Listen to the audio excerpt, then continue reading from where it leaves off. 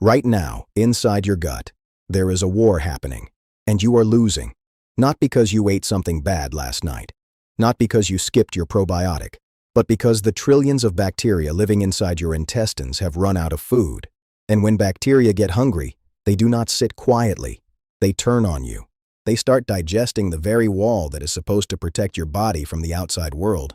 This is not science fiction. This is published biology. Your gut lining is a barrier thinner than a sheet of paper. And when your own bacteria start chewing through it, the consequences leak into everything.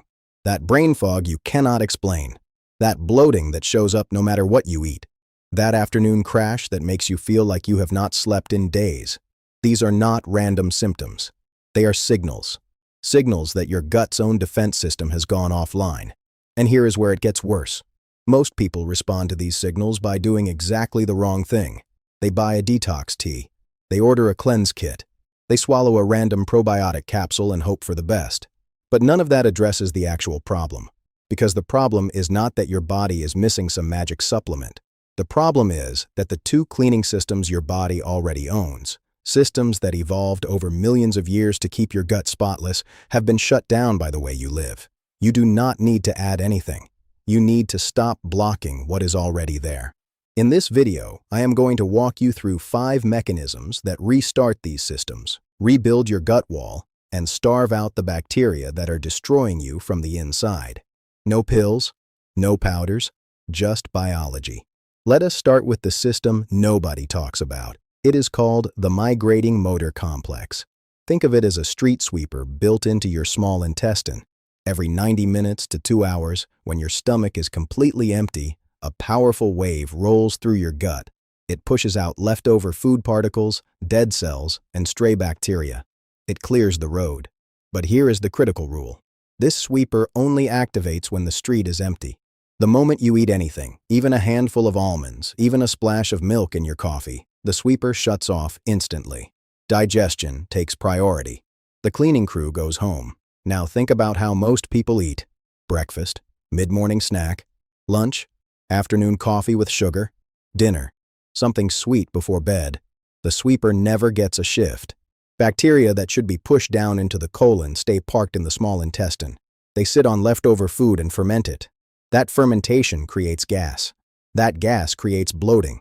Push it far enough and you get a condition called SIBO, small intestinal bacterial overgrowth. The fix costs nothing. Space your meals 4 to 5 hours apart. No snacking in between.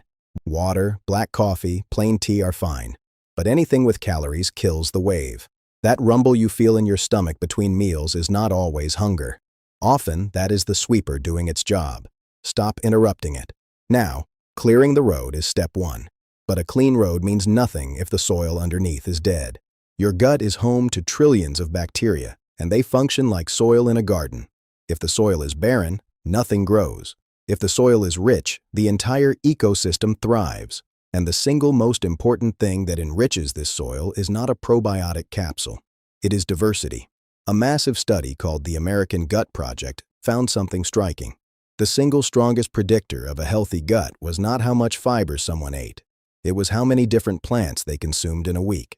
The magic number was 30. 30 different plant species per week. That sounds extreme until you realize it includes herbs, spices, nuts, seeds, grains, and fruits. A pinch of cumin counts. A handful of walnuts counts. A few slices of ginger counts. Here is why variety matters more than volume. Different bacteria eat different fibers. The species that feed on onion fiber are not the same ones that feed on lentil fiber. If you eat the same 3 vegetables every day, you are feeding the same narrow group of bacteria while the rest starve and die off. But when you rotate your plants, you build a diverse ecosystem. And a diverse ecosystem crowds out the harmful bacteria naturally. No antibiotic needed. No detox required. The good bacteria simply outnumber the bad. And there is a second layer to this. Fermented foods. A Stanford trial found that people who added fermented foods like yogurt, kimchi, sauerkraut, and kefir to their diet for just 10 weeks saw their gut diversity climb significantly. 19 markers of inflammation in their blood dropped. Fiber feeds the bacteria you already have. Fermented foods bring in reinforcements. But feeding your gut the right food is only half the equation. Because when you eat matters just as much as what you eat. Your gut runs on a clock. Your digestive enzymes and insulin sensitivity peak during the morning and afternoon. After dark, they drop sharply. Think of your gut like a factory. The day shift is fully staffed. The night shift is a skeleton crew running on half power. When you eat a heavy meal at 9 or 10 at night, you are dumping a full workload onto that skeleton crew. The food sits longer in your stomach. Blood sugar stays elevated for hours. Inflammation rises. And the worst part is, your gut lining repairs itself the fastest at night, but only when it is not busy digesting food. Every late-night meal steals time from that repair window. The fix is simple. Keep your eating inside a 10 to 12-hour window. Finish your last meal at least 3 hours before you sleep. This gives your gut the longest uninterrupted stretch to clean, sweep, and rebuild. Research shows that this kind of time-restricted eating protects the gut barrier and improves its integrity over time. You are not starving yourself. You are giving the night shift permission to do its real job, which is repair. Now, here is where most people hit a wall. You can space your meals perfectly. You can eat 30 plants a week. You can stop eating 3 hours before bed. And your gut can still stall. Because there is one wire that controls the entire system, and if that wire is frayed, nothing works. That wire is the vagus nerve. The vagus nerve is a direct line between your brain and your gut, and it operates on one simple rule. If you feel safe, digestion turns on. If you feel threatened, digestion shuts off. Your body has two modes, fight or flight, and rest and digest. You cannot run both at the same time. When you are stressed, rushing through lunch, scrolling bad news, sitting in traffic, your body reads danger. It pulls blood away from the gut. Stomach acid drops. The street sweeper slows down.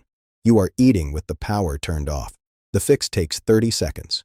Before your first bite, take 3 slow, deep breaths. Make your exhale twice as long as your inhale. That long, slow exhale physically stimulates the vagus nerve. It sends one clear signal to your brain. We are safe. The brain responds by turning digestion back on. Stomach acid rises. Gut movement restarts. The cleaning wave fires up again. 30 seconds. No app, no supplement, just breath. Now, the final mechanism. And this one might be the most important because it is the one you are doing to yourself without realizing it. We spend so much energy thinking about what to add to our diet. More greens, more water, more supplements. But in biology, subtraction is almost always more powerful than addition. Right now, you are likely swallowing things every single day that act like small bombs inside your microbiome. Emulsifiers in processed foods, those ingredients that keep sauces smooth and ice cream creamy, have been shown to thin the protective mucus layer that shields your gut wall from bacteria. Artificial sweeteners like saccharin and sucralose can shift your microbiome and worsen blood sugar responses in as little as 2 weeks. And chlorinated tap water, while safe for public health, introduces a mild antibiotic into your system with every glass.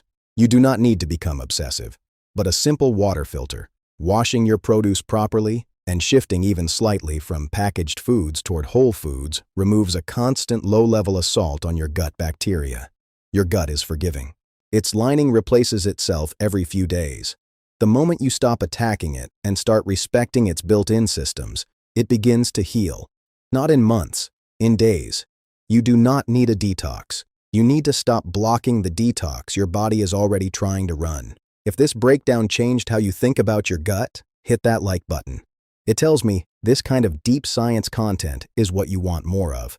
And if you are new here and you want to understand how your body actually works, not the marketing version, the real version, subscribe and turn on notifications so you do not miss what is coming next. Now I want to hear from you. Drop a comment and tell me which of these 5 mechanisms was your weakest link. The street sweeper, the diversity, the timing, the vagus nerve, or the subtraction principle. I read every single comment. I will see you in the next one.